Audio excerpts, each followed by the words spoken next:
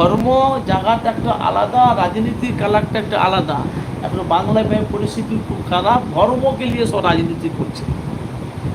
ভাই আসেন, আমার আলোচনা হবে আজ আসমাকে নিয়ে। আসমাকে কলকাতাতে ফ্ল্যাট দিয়েছে কি না দিয়েছে সেই বিষয়ে আলোচনা হবে। আর আইএসএফের কর্মী তৃণমূলে যোগ দিচ্ছে কিছু মানুষ, তারা 2026-এ তারা নওশাদকে চাইছে মুখ্যমন্ত্রী সিএম হিসেবে। তো ভাই প্রত্যেকটা ভাইদেরকে বলছি, যে যেখান থেকে আছেন ভাই একটু কমেন্ট করবেন, অবশ্যই লাইক দেন না না দেন, একটু কমেন্ট করলে আপনাদের কিছু যদি বলার বক্তব্য থাকে আপনারা কমেন্ট করবেন, যদি জানা থাকে ইনশাল্লাহ আমি আপনাদের কাছে রিপ্লাই করে আপনাদেরকে জানাবো সরাসরি লাইভে। কেউ ভুল কমেন্ট করবেন না, এটা আপনাদের অনুরোধ। আমি এখন ফুলফরা শরীর থেকে সরাসরি আজকে সকাল সকাল লাইভে এসেছি ভাই, না এরকম সময় আমি লাইভে আসি না। তো ভাই আসেন, যে আলোচনা যে আপনাদের কাছে করছিলাম যে আসমা বিবি 2021 থেকে 2024 পর্যন্ত উনি কিন্তু আইএসএফের একটা নেত্রী ছিলেন, আপনারা জানেন।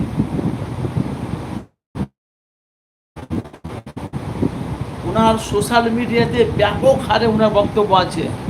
আইএসএফের স্টেজে উঠে যে ভাষণগুলো দিয়েছে না, সেই ভাষণগুলো এখন অবধি মানুষের সাংবাদিক মিডিয়াদের চ্যানেলে এখন অবধি তার ভাষণগুলো আছে। আসমা বিবি বক্তব্য ভালো রাখে, আলোচনাও ভালো করে। তো আইএসএফ যখন 17টা যখন প্রার্থী যখন দিয়েছিলেন, খালি আসমা বিবি নয়, নওশাদ সিদ্দিকী বাংলার আনাচে কানাচে প্রায় জায়গাতে মানুষকে বুঝিয়েছে ভোটে জিতার জন্য। ভোটে জিতার জন্য ভালো করে বুঝবেন। আমি দেখেন, আমি কেন এই বাংলাতে মানুষ কাকে চাইছে, কে পরিস্থিতিতে দাঁড়াবে, সেই নিয়ে কিছু গুরুত্বপূর্ণ আলোচনা আপনাদের কাছে করছি আমি। তো আসমা বিবি, কে বলছে আসমা খাতুন, কে বলছে আসমা বিবি। বিবি মানে বিবাহত, খাতুন মানে আইবুড়ো। ভালো করে বুঝবেন, ভুল বুঝবেন না আপনারা। আমি জানি আমার চ্যানেলকে সাবস্ক্রাইব অনেক জনা করে রেখেছে, তারা আমার মূল্যবান তারা বক্তব্য শুনে তারা কমেন্ট করে। তো ভাই তাহলে মাঝে যে 4 বছর যে গ্যাপটা রইল আইএসএফের কাছে, যে 21 থেকে 24 পর্যন্ত 4 বছরে যে আইএসএফের যে আসমা বিবি উনি যে আইএসএফে যুক্ত ছিল, এর মধ্যে কি হলো, এর মধ্যে কি কাণ্ড হলো? তো আইএসএফ দলটাকে পুরুষ সঙ্গে সঙ্গে আইএসএফ দলটাকে মানে ডিলিট করে ত্যায্যপুত্র করে বাদ দিয়ে তৃণমূলে ঢুকে গেল, কি কারণ? কেউ বলছে আসমাকে ফ্ল্যাট কিনে দিয়েছে, কেউ বলছে আসমাকে জোর জবরদস্তি ঢুকিয়েছে তৃণমূলে, কেউ বলছে কেউ ইচ্ছা মতন এসেছে। মানে বাংলার কিছু কিছু মানুষ বিভিন্ন রকম তারা কথা বলছে, কিন্তু আসল যে কোনটা ডিটেল সেটা কিন্তু মানুষের কাছে বাস্তবটা মানুষ তুলে ধরে না।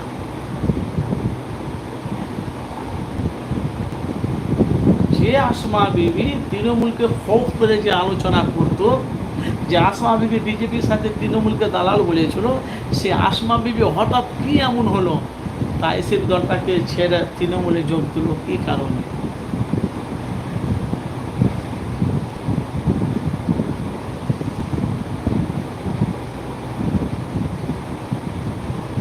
ভাই একটু কমেন্ট করবেন যেখান থেকে আছে।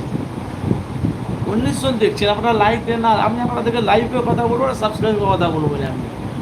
এর মধ্যে এই 4 বছরের মধ্যে এখানে কি এমন হলো 2024-এ লোকসভা নির্বাচন ভোটে আইএসএফের নেত্রী ভোটের পর হেরে গেল, সিপিএম হেরে গেছে, কংগ্রেসও হেরে গেছে, একটা সিট পেয়েছে ওখানে মালদাতে।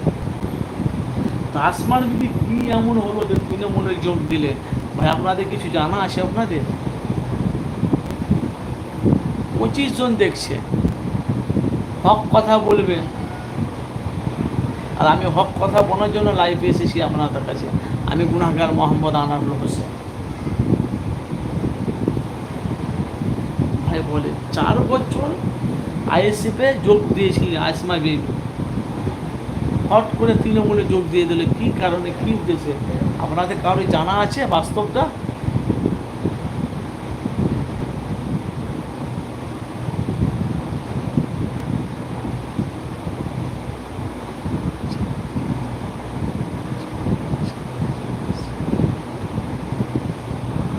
ভাইজান নাজমার কাছে মানি আসছে না এই কারণে।